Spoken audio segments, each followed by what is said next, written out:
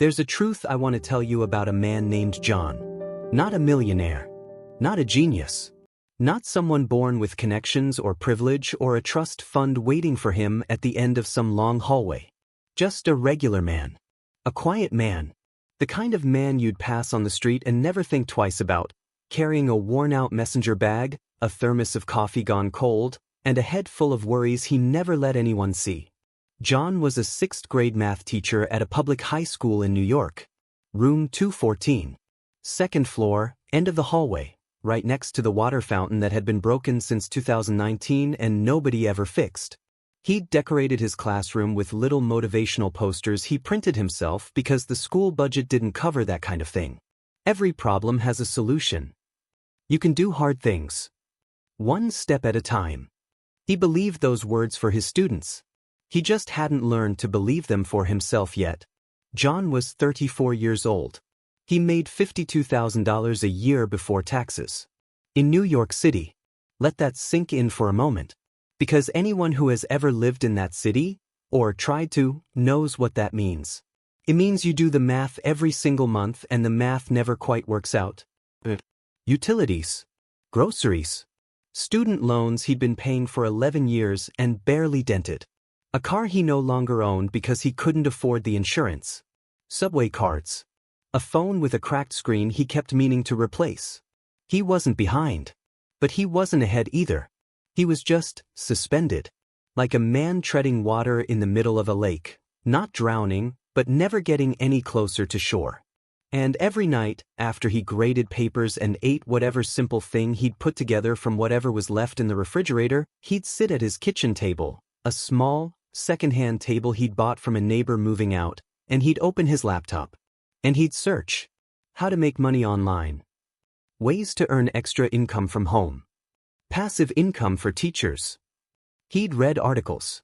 Watch videos. Click through promising headlines that almost always led to something he couldn't afford, couldn't understand, or couldn't trust. Some required upfront investments. Some needed equipment he didn't have. Some were just scams dressed up in the language of success, shiny thumbnails and promises that smelled like desperation. Every time, he'd close the laptop feeling smaller than when he opened it. He'd tell himself the same thing he'd been telling himself for 3 years, maybe this isn't for me. Maybe online money is for people with something to sell. People with audiences. People with time and capital and some kind of edge I just don't have. And then he'd go to sleep. And wake up. And do it all again. But here's what John didn't realize, and this is the thing I really want you to hear, he already had something valuable. He already carried it with him every single day. Into that classroom. Into that broken school with the broken water fountain and the budget that never stretched far enough. He had a skill. A real, needed human skill. He could take something complicated and make it simple. He could sit across from a 12-year-old who was convinced they were stupid, who had given up, who was fighting tears over a worksheet, and he could find the exact right words. The exact right angle. He could turn confusion into clarity in a way that most people simply cannot do. He just didn't see it as valuable yet. Because nobody had told him to. There's something painful about that, isn't there? The way we carry our gifts around like they're ordinary. Like they're not worth anything because they come naturally to us. We think value only lives in the things that are hard for us, not in the things we've spent years mastering. John had spent years becoming the person who could explain fractions to a crying kid and actually make it land. And he was treating that like it was nothing. October came. A cold one.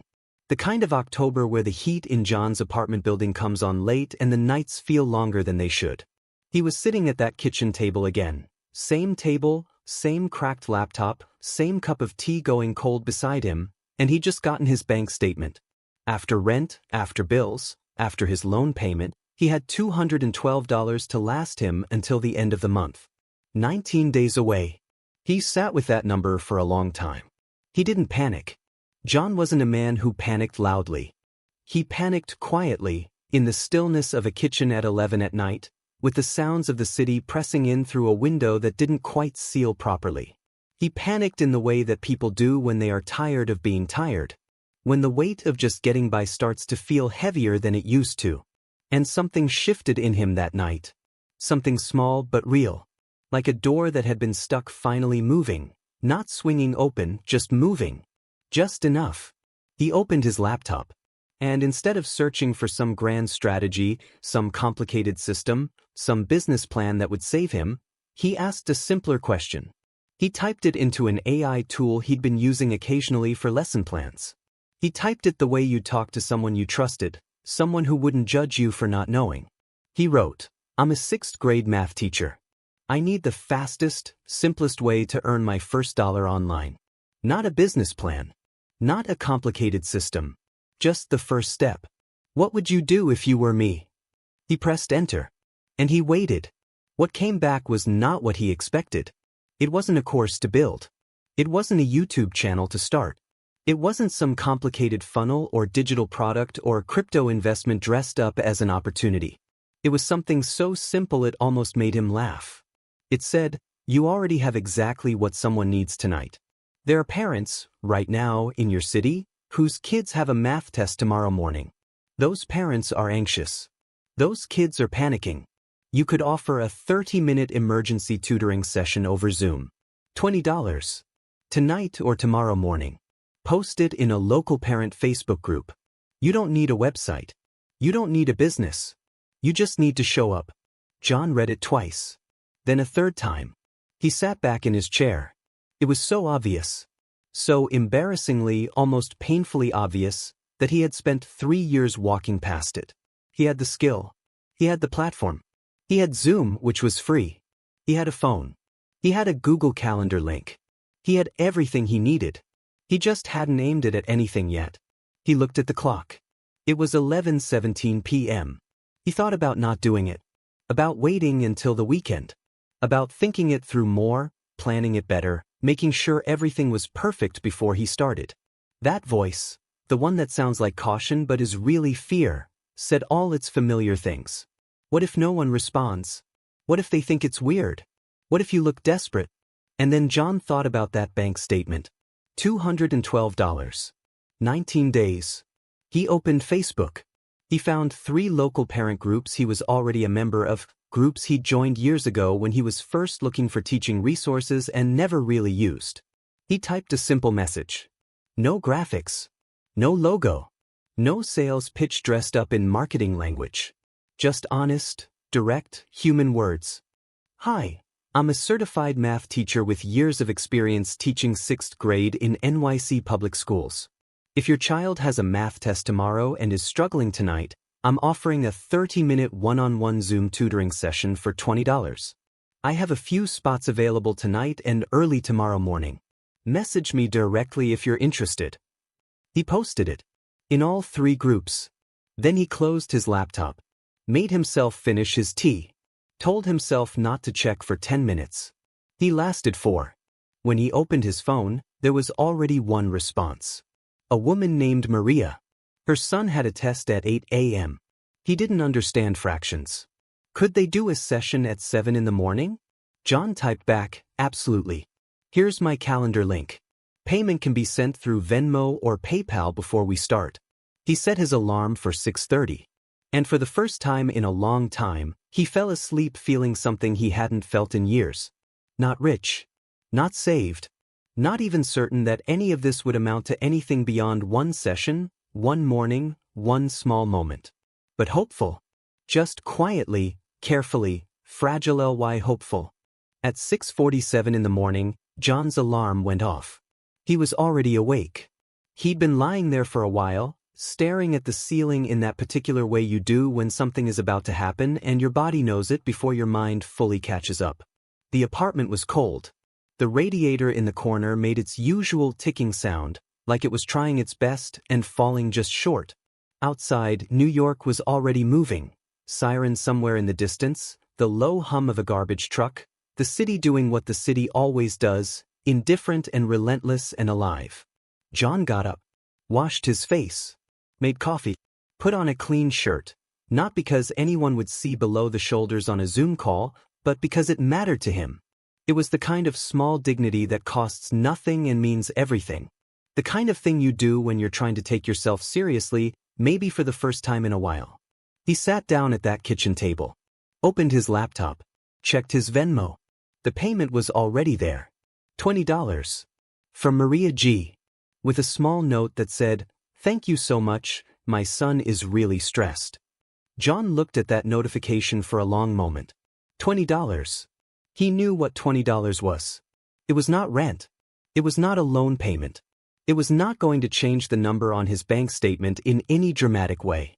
But that wasn't the point, and somewhere in that quiet kitchen, with his coffee warming his hands and the city humming outside, he understood that clearly. The point was that it was real. He had offered something. A real person had said yes. A real person had trusted him enough to pay him before he'd even shown up. That wasn't a transaction, that was proof. Proof that what he carried around every day, what he had been treating like it was ordinary and unremarkable and certainly not worth anyone's money, was actually worth something. To someone. Right now. Tonight. He pulled up his lesson notes. Not complicated ones. He knew what a sixth grader struggling with fractions the night before a test actually needed. Not a full curriculum review. Not a lecture. Just clarity. Just the specific thing that usually trips kids up, explained in the simplest possible way, with a couple of practice problems and a moment to breathe. At 7 o'clock exactly, he opened the Zoom link. A few seconds later, a boy appeared on screen. Maybe 11 years old. Dark eyes, tired looking, the kind of tired that comes from a night of worrying rather than a night of staying up too late. Behind him, slightly out of frame but visible if you looked, was Maria, his mother, hovering quietly. The way parents hover when they're trying to give their kids space but can't quite bring themselves to leave the room. "Hey," John said. "You must be Marco." The boy nodded. "I'm Mr. John. I hear you've got a test this morning." Marco nodded again. "Fractions," he said, with the particular tone of someone saying the name of something they've decided to hate. John smiled. "Fractions. Here's what I want you to know before we start. Fractions are not as smart as they think they are. They look complicated, but once you see the trick, they can't hide from you anymore. You ready to learn the trick?" Something shifted in Marco's face. Barely visible. Just a small, slight loosening of the tension around his eyes. "Yeah," he said. And they got to work. For 30 minutes, John did what he had been doing for years in room 214. He broke it down. He found the moment where Marco's understanding fell apart, the exact step, the exact concept, and he rebuilt it. Slowly, patiently, without making Marco feel stupid for not knowing. Without rushing. Without performing. Just teaching the way he always taught, with the kind of focused attention that good teachers give and that children remember long after the test is over. When the session ended, Marco looked different. Still tired but lighter. Like something had been set down. "Do you think you've got it?" John asked.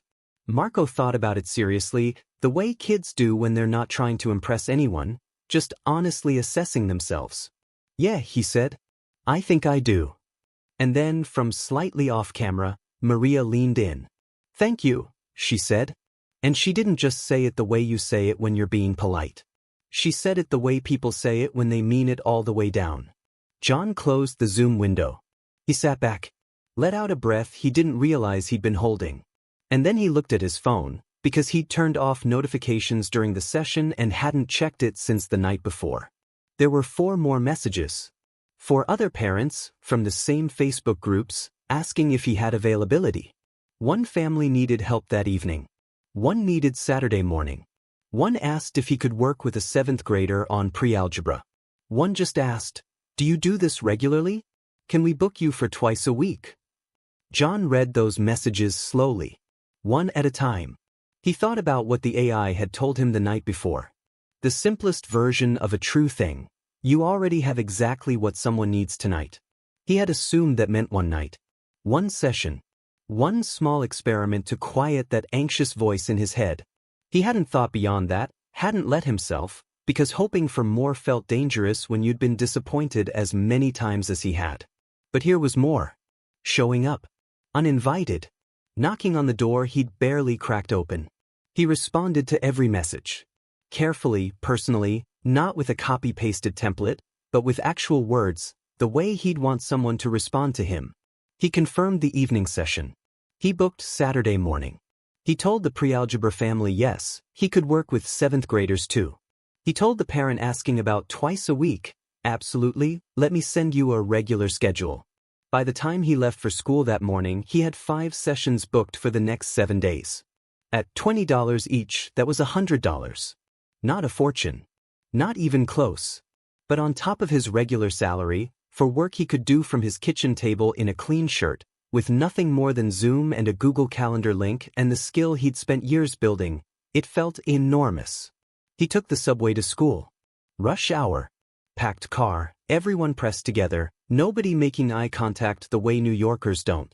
He stood holding the overhead bar, swaying with the train, and he thought about something. He thought about all the years he'd spent searching for a complicated answer. All the articles he'd read about dropshipping, affiliate marketing, print on demand, crypto, course creation, faceless YouTube channels, AI automation businesses, all the elaborate systems that promised to turn nothing into something through sheer complexity. And every time, he'd come away feeling smaller. Feeling like success online was a language he didn't speak, built for people who weren't him. But what if the real answer had always been simpler than he'd been looking for? What if the question was never, how do I build something from scratch? But instead, what do I already have that someone else needs right now? That shift, that tiny reframe, had taken him from 3 years of going to sleep feeling hopeless to waking up with 5 sessions booked before he'd even left for work. He walked into school that morning and something was different. Not obvious. Not the kind of different that anyone would notice from the outside. He still carried his worn-out messenger bag. He still said good morning to the janitor, Mr. Pete, the way he always did. He still unlocked room 214 and arranged the chairs the way he liked them and wrote the day's objective on the whiteboard. But inside, something had moved. That door that had been stuck was open a little wider now. Between 2nd and 3rd period, he used his prep time to do something he'd been putting off for 2 years. He opened a free account on a platform called Calendly, which lets people book time with you automatically without the back and forth of messages. He linked it to his Google Calendar. He set his rate at $25 for 30 minutes, a $5 increase, because he'd thought about Maria's thank you and realized his rate wasn't just for his time, it was for what happened to Marco in those 30 minutes, and that was worth more than he'd been charging. He wrote a cleaner version of his Facebook post. Still simple. Still honest. But slightly more polished. He mentioned his years of experience, the grade levels he covered, the fact that parents could book directly through a link without having to wait for him to respond. He posted it again in the parent groups. He also, for the first time, posted it in a couple of neighborhood community boards on an app called Nextdoor. By the time school ended that afternoon, 2 more people had booked through the Calendly link without ever messaging him directly. It had just happened. Automatically. While he was teaching fractions to actual 6th graders in room 214, he was also, simultaneously, invisibly, building something. That evening he ran his 2nd session. A girl named Priya, 5th grade, struggling with long division. Nervous, sweet, kept apologizing when she got something wrong. John stopped her every time she apologized. Don't be sorry, he said gently. Wrong answers are how we find the right ones. That's not failure, that's the process. You're doing it exactly right. By the end of the session, Priya was solving problems on her own and smiling in that particular way kids smile when they surprise themselves. Her mother sent a message 20 minutes after the call ended. She's been doing extra practice problems on her own and hasn't stopped smiling. Whatever you said to her, thank you. We'll definitely be booking again. John read that message at his kitchen table, in the same chair, at the same small second-hand table where he'd sat so many nights feeling like he was falling behind. He was still at the same table. The table hadn't changed. But he had. And sometimes that's all it takes. Not a new situation. Not a windfall. Not some dramatic turning point that arrives from the outside. Sometimes it's just a shift in how you see what you already have. A question asked honestly. A small step taken before you felt ready. A first dollar earned not because you finally had the right tools, but because you finally believed you had something worth offering. He opened a notebook, a real one, paper, the kind he used for lesson planning, and he wrote a number at the top of a fresh page. The number was $45. What he'd earned in 2 days. Below it, he wrote a question: what does this look like in 60 days? He didn't have the answer yet. But for the first time in 3 years, he was willing to sit with the question. And that, more than the money, was the real thing that changed.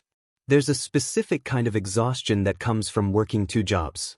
Not the exhaustion of doing too much, though that's real too, but the exhaustion of context switching. Of being fully present in one world, and then coming home and immediately stepping into another. Of giving your best self to a classroom full of 12-year-olds for 7 hours, and then sitting down at a kitchen table and giving whatever's left to something that's still fragile, still new, still finding its shape. John knew that exhaustion. He was living inside it now. But here's what he also knew, and this is important: it felt different from the exhaustion of just getting by. The exhaustion of treading water. That exhaustion is heavy in a hopeless way, like carrying weight that has no destination. This new exhaustion had direction. It was going somewhere. And that changes everything about how it feels in your body. By the end of his 3rd week, John had run 17 tutoring sessions. He'd made $340 outside of his regular paycheck. He'd written it all down in that notebook: every session, every dollar, the name of every student, what they struggled with, what finally clicked for them. He kept that record not because he needed it for taxes yet, he wasn't anywhere near that, but because seeing it written down made it real in a way that just feeling it didn't. $340. In 3 weeks. From a kitchen table. With a free Zoom account, a free Calendly link, and a skill he'd already had. It wasn't life-changing money. He knew that. He wasn't going to pretend otherwise, because pretending otherwise would be dishonest, and John was a man who valued honesty above almost everything else. $340 didn't fix his student loans. It didn't eliminate the tight feeling he got at the end of every month. It didn't transform his life in the dramatic, cinematic way that gets shown in YouTube thumbnails with men standing next to cars they rented for the photo. But it did something maybe more important than any of that. It proved the model worked. And once you know a model works, the question stops being, will this work? And starts being, how far can this go? That shift, from doubt to direction, is not a small thing. It is in fact everything. Because most people never make it past the doubt. Most people stay in the searching phase, the wondering phase, the maybe someday phase, not because they lack skill or intelligence or drive, but because they never get that first proof point. That first real confirmation that their idea can touch the actual world and come back with something. John had his proof point. And now his mind was doing something it hadn't done in years. It was running forward. He started thinking about scale, not in a greedy way, not in a, how do I squeeze maximum money from this way, but in the way a teacher thinks about reach. How many students could he actually help? How many Marcos were out there, sitting at kitchen tables at 11 at night, stressed about a test, while their parents searched for someone to call? He thought about the size of New York City alone, millions of families, hundreds of thousands of school-age children, the constant cycle of tests and quizzes and report cards and parent anxiety. He was one person with a Zoom account and a calendar link. The demand was not the problem. So he started making small, deliberate adjustments. Still no big investment. Still no elaborate system. Just thoughtful iteration, the same process he used when a lesson plan wasn't landing and he needed to adjust it. The first adjustment was pricing. He moved his standard rate from $25 for 30 minutes to $35. He did it quietly, without announcement, just updated his Calendly. He was nervous about it. That old voice came back. The one that says you're not worth that much, people will go elsewhere, who do you think you are? He let the voice talk. And then he updated the rate anyway. Not a single booking dropped off. In fact, 2 new clients booked that same week at the higher rate without questioning it. Because here's something John was learning, slowly and then all at once. People don't just pay for time. They pay for certainty. They pay for confidence. When a parent is panicking at 10 o'clock at night because their child has a test in the morning, they are not shopping for the cheapest option. They are looking for someone who sounds like they know exactly what to do. John knew exactly what to do. His rate needed to reflect that. The second adjustment was his offering. He started thinking about what parents actually wanted beyond emergency sessions. He listened carefully to the things they said at the end of calls. The small comments that reveal real need if you're paying attention. One mother mentioned she wished she'd found him at the beginning of the semester instead of the night before a test. Another father asked if he did ongoing sessions, not just crisis ones.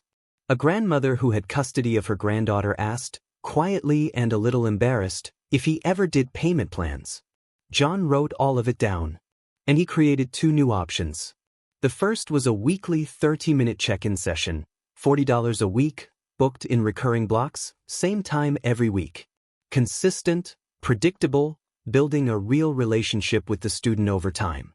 The second was a semester support package, 8 sessions for $250, paid up front, with a small discount built in as a thank you for the commitment. He didn't build a website for this. He didn't design a logo. He just updated his Facebook post and his Calendly description and sent a simple follow-up message to every parent he'd already worked with, letting them know about the new options. Within 10 days, 4 families had signed up for weekly sessions. 2 had purchased the semester package. Do you understand what that meant for John's finances? Let him show you. Before any of this, his monthly take-home after taxes was around $3,600.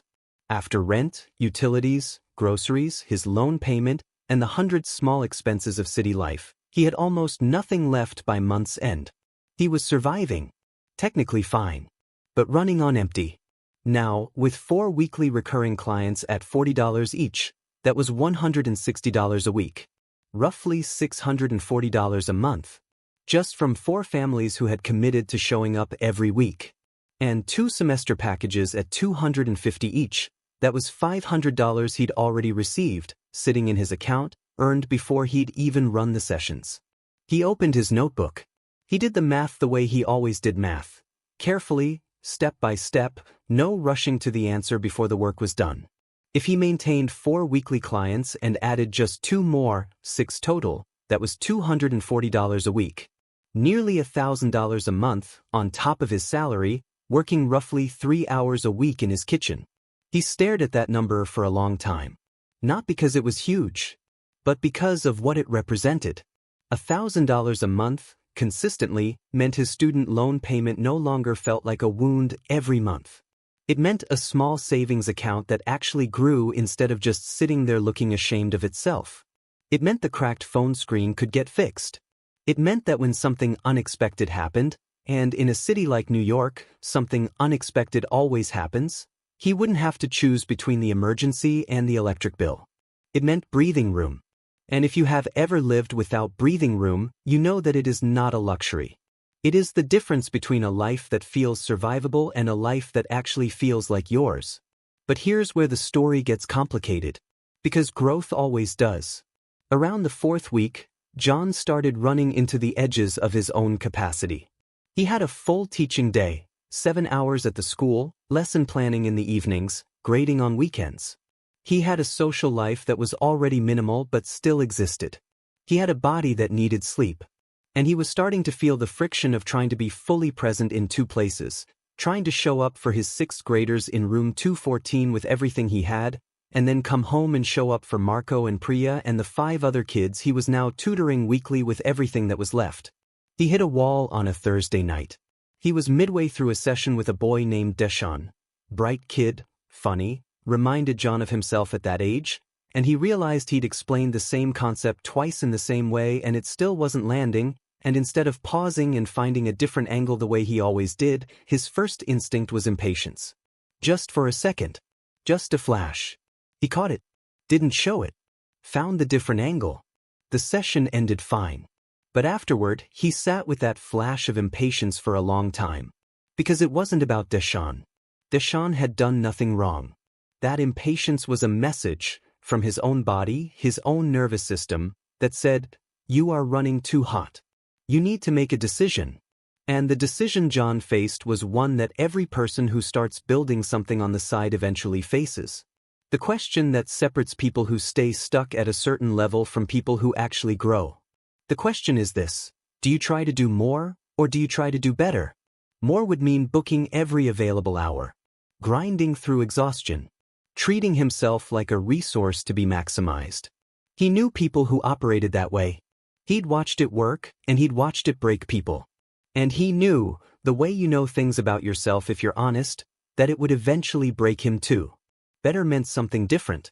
It meant asking, what is the most valuable thing I can offer, and how do I deliver it in a way that's sustainable? Not just for a month. Not just until the excitement runs out. But as an actual practice. An actual discipline. Something that could last. John went back to what had worked from the beginning. He went back to the question. He opened his laptop. He typed into the AI tool again. The same one that had given him the emergency tutoring idea on that cold October night. He typed, I'm a math teacher. I have more demand for tutoring than I can handle alone. I don't want to burn out. What's a smarter way to structure this so it's sustainable and can grow without me working more hours? The response gave him 3 ideas. He read them carefully. One of them stopped him completely.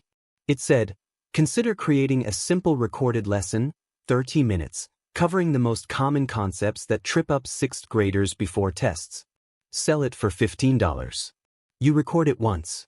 It sells while you sleep. John read that sentence again. You record it once. It sells while you sleep. He had heard the phrase, passive income, hundreds of times. It had always sounded like a fantasy to him, the kind of thing people said on podcasts while living lives that had nothing to do with his. But this wasn't passive income as a concept. This was passive income as a direct extension of something he already knew how to do. He had already explained these concepts dozens of times. He knew exactly which ones kids struggled with. He knew the exact moment in the explanation where confusion turned to understanding. He had the script in his head. He'd been delivering it for years. All he had to do was point a camera at himself and say it out loud one more time. He didn't buy equipment. He propped his phone against a stack of books on his kitchen table. The same table, always the same table. Positioned it so the light from the window fell across him cleanly. He wore his clean shirt. He put a small whiteboard behind him that he'd bought for $3 at a dollar store. He pressed record.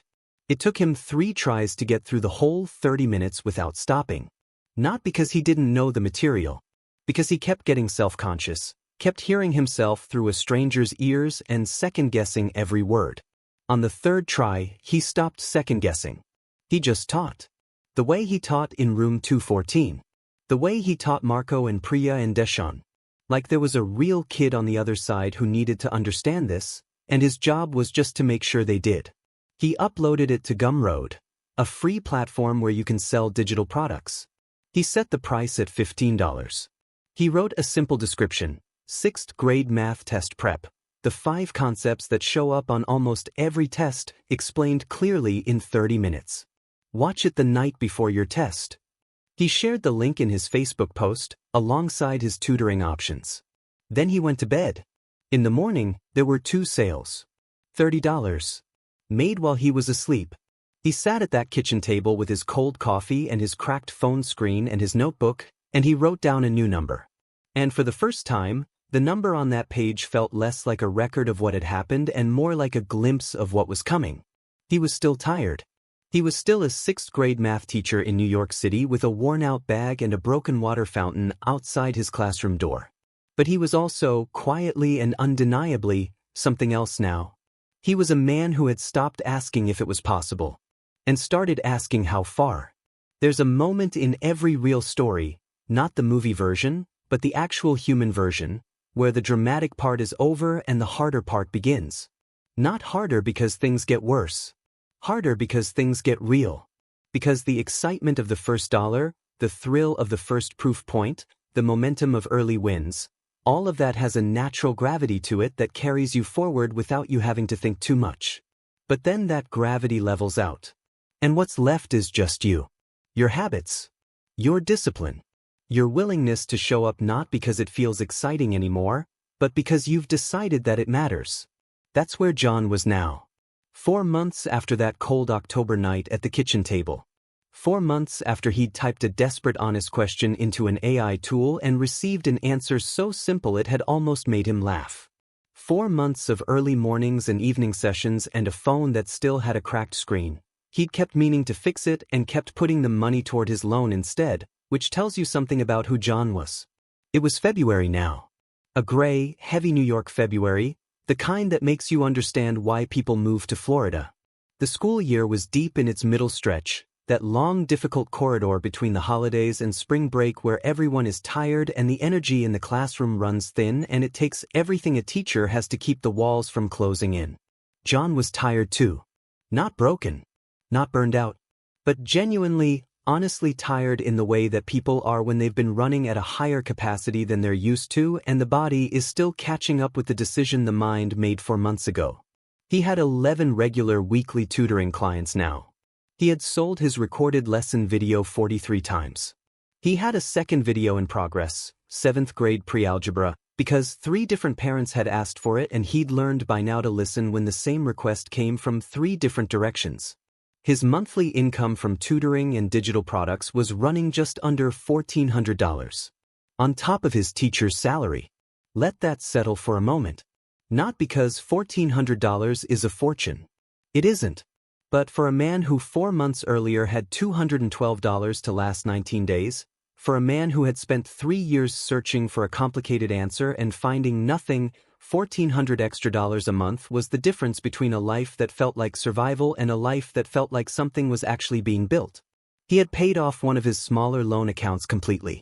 The feeling of pressing that final payment button and watching the balance drop to zero, he'd actually sat still for a moment afterward, just breathing, the way you do when something you've been carrying for a long time is finally set down. He had a savings account with $800 in it. $800 that were not promised to anyone. Not earmarked. Not already spent in his head before they arrived. Just sitting there. A cushion. A small, real, hard-earned cushion between him and the thing he'd always been quietly afraid of.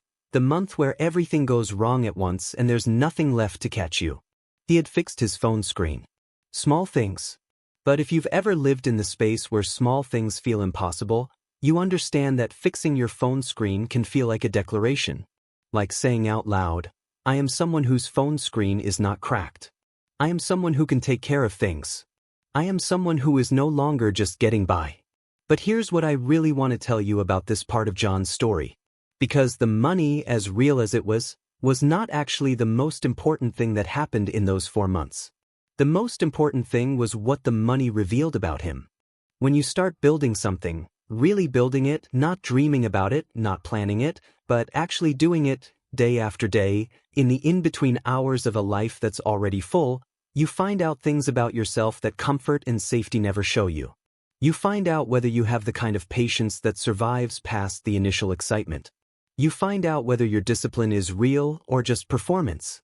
You find out what you actually believe about yourself when the evidence is still thin and the outcome is still uncertain. John found out that he was more patient than he thought. More consistent than he'd given himself credit for. He found out that he was genuinely good at building trust with people, not just students, but parents who began referring him to other parents the way people share the name of a good doctor. Word of mouth. The oldest and most honest form of marketing. One mother told another mother at a school pickup. One father mentioned him in a WhatsApp group John didn't even know existed. New bookings arrived that had nothing to do with his Facebook posts. They arrived because someone who trusted him had told someone else. He found out something else too. Something he hadn't expected. He found out that he liked this. Not just the money. The work itself. There was something about sitting across from a struggling kid on a Zoom call, in the quiet of his kitchen, one-on-one, no classroom chaos, no administrative pressure, no standardized test mandate hanging over the lesson, and just teaching purely, just helping purely, that felt more alive than almost anything else he'd done in his professional life. He loved his students in room 214. He did. But the tutoring sessions had a different quality to them. A directness, an immediacy, a feedback loop that was instant and unambiguous. Either the kid got it or they didn't. Either the explanation landed or it needed to be rebuilt. It was teaching distilled to its purest form.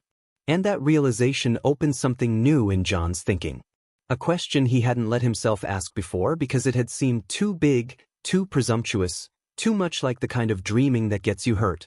What if this becomes something more? Not instead of teaching.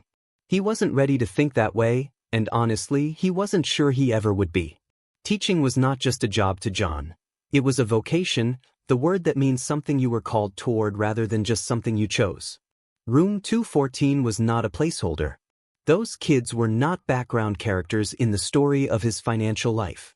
But alongside teaching, parallel to it, growing slowly and deliberately the way real things grow, not in explosions, but in consistent, compounding increments. What if the tutoring practice kept expanding? What if the recorded videos became a small library? What if the library became a resource that parents across the country could access, not just parents in his Facebook groups in New York? He didn't know yet. He wasn't sure. And for the first time, not being sure didn't feel like a threat. It felt like space. Like possibility that hadn't been closed off yet.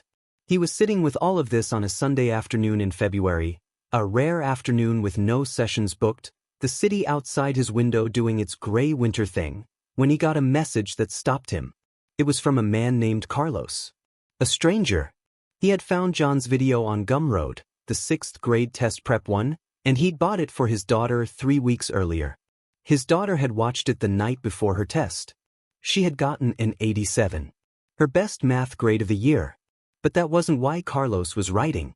Carlos was writing because his daughter had watched the video 4 more times since then. Not for a test. Just because she liked it. Because something about the way John explained things had made her feel, for the first time in her 11 years of life, that math was not something happening to her but something she could actually do. She had started doing extra problems on her own. She had told her teacher at school that she wanted to be a mathematician when she grew up. Carlos wrote, "I don't know if you realize what you did. But I wanted you to know." John read that message 3 times. He set his phone down on the kitchen table and looked out the window for a while. He thought about the night this all started. The bank statement. $212. 19 days. The cold apartment and the broken radiator and the question he'd finally asked honestly, not the grand strategy question, not the "how do I get rich" question, but the small humble question. What do I already have that someone needs right now? He thought about Marco, and the way his face had changed in 30 minutes. He thought about Priya apologizing for wrong answers, and the moment she stopped. He thought about Deshaun, who reminded him of himself. He thought about that first $20 sitting in his Venmo account at 6:47 in the morning while the city came to life outside his window. He thought about all the years he'd spent believing the answer had to be complicated. That online income was a different language, built for different people, requiring tools and capital and some kind of knowledge he didn't have access to. He thought about how many times he'd closed his laptop feeling smaller. How many nights he'd gone to sleep with that particular heaviness of a person who can see what they want and genuinely cannot figure out how to reach it. And he thought about how the actual answer, the real one, the one that worked, had been sitting inside him the whole time. Not hidden. Not locked away. Just unasked. Waiting for him to stop searching outside himself long enough to look at what was already there. There's a lesson in that. A real one. Not the motivational poster version. Not "believe in yourself" printed over a mountain at sunrise. But the actual, practical, unglamorous truth of it. The truth is this. Most people who feel stuck are not stuck because they lack something. They are stuck because they are looking for something they already have in the wrong direction.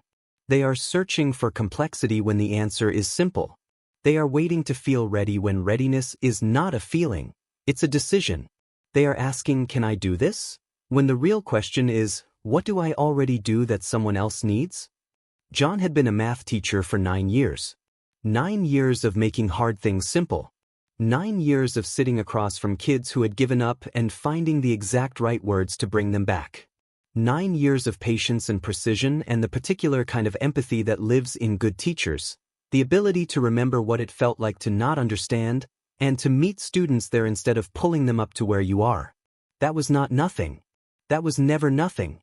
It just needed to be aimed at something. And here is the other truth.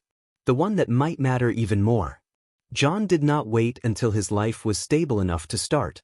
He started when his life was most unstable. He did not wait until he felt confident. He started when he was afraid. He did not wait for the perfect plan, the perfect platform, the perfect moment when all the conditions aligned and the risk felt manageable.